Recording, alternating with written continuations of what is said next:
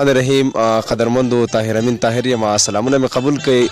امید لرم چې روغ به او د صحت په جامه کې به راغلیو نن په چکر باندې د اختر درېیمه ورځ ده راغلیو منظري بابا ته سره د خپلو ملګرو کم ملګري چې دي زما سره څنګ په څنګ باندې کیمرامین چې دی هغه د نعیم الله ورسره ناصر علي ناصر وقاص احمد پیدا حسین حضرت امین ساجد علي او ارمان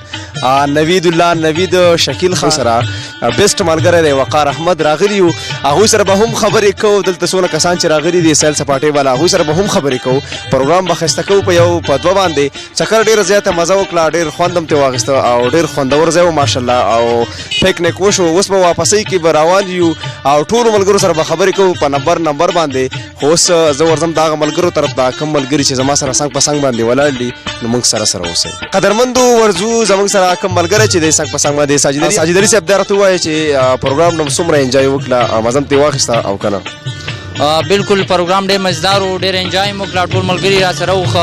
بسور راغلي وو د اختر درېیمه ورځ ده او ډېر انجوای مو وکړه بالکل خپل احتیاط مطابق ښکلی چکر مو لګاو او ډېر انجوای مو وکړه جیته بندو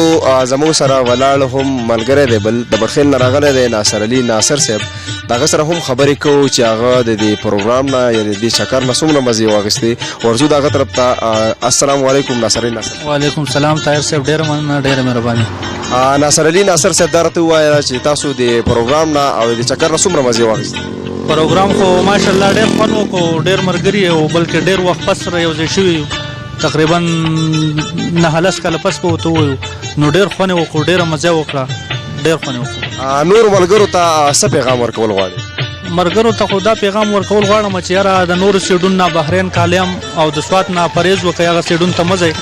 اګرې سیټ ته راشئ دا ډېره ښکلې علاقه ده بل د وبا د دې مرض نه هم پاکه علاقه ده او ډېر ښایسته ځایونه دي ډېر ښکلي نظارې دي نو دې سیډونو ته د چکر له راشي قدرمندو دا زموږ ملګري وو کومو ملګرو چې خبرې وکړې ناصر علي ناصر ساجد علي ساجد صاحب دې کسانو خبرې وکړې دا موږ راغلي وو منظري بابا ته په چکر باندې نو ناصر علي ناصر صاحب هم خبرې وکړې چې پلیز د موټر سایکل سره ډېره وفا مه کوئ اکسیډنټ کیږي او د دې سیزون نه لږ پرهیز پکار دی ځکه چې اختر د خوشحالۍ چې دي دا په خفګان کې بدلېدی هم شي نو خدای دې نه کړي چې دا خوشحالۍ په غم کې بدلې شي نو پلیز چې چېرته هم ځئ نو لږ احتیاط کوئ او په لارو باندې لږ په حوصله باندې ځئ په ډریوینګ کې ډېر زیات احتیاط کوئ زه به په دې شعر سره ستاسو نه اجازت واخلم چې په دې تصویر کې مې بلا ډېرې قصې پرتې دي په دې تصویر کې مې بلا ډېرې قصې پرتې دي په دې تصویر کې مې د زړه په زور خندا کړې ده نو اوس ورکوئ خپل کوربه طاهر امین طاهر له اجازت د لوی الله په امان